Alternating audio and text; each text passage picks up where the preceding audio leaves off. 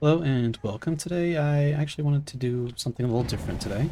The other day I was actually getting pretty blasted with people using Dead Hard because it's actually really easy to time Dead Hard in conjunction with Plague's power. So I was thinking of ways to try to bait Dead Hard out with her power, and I came to a couple conclusions. One is just try to miss, just try to shoot it as close as you can. And that might make them panic and just go ahead and use it so you can then safely down them after that.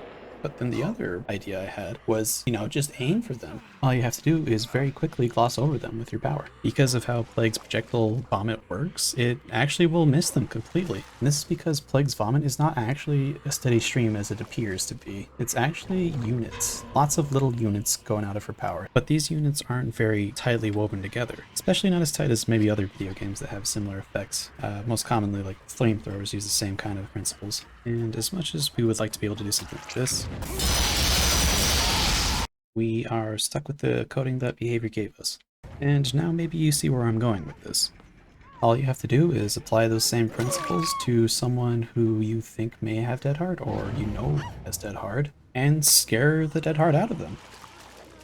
This way it'll be a lot harder for them to time it correctly, because they'll have no idea if the stream's actually going to be hitting them or not. Now, this isn't typically something you need to worry about if the survivors are already out in the open and they have nowhere to go, even if they did manage to use their Dead Hard on your power. So just make sure it's worth your time.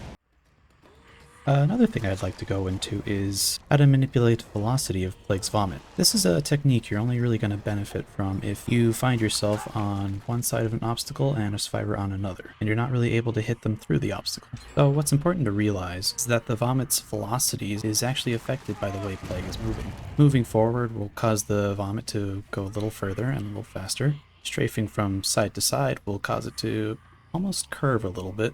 And I think most importantly, moving backwards will cause the velocity of vomit to be at its slowest. So you'll be better able to sharply arc your vomit over high obstacles that you just can't seem to get around. This is definitely something of a more advanced technique. So it's important to remember that it's not always going to work out in your favor, but the more you practice it, the better you'll get at it. Or at least that's what I tell myself. Another important thing to remember though is that when you're vomiting while you're falling, it becomes almost impossible to hit anything. So that'll do it for today.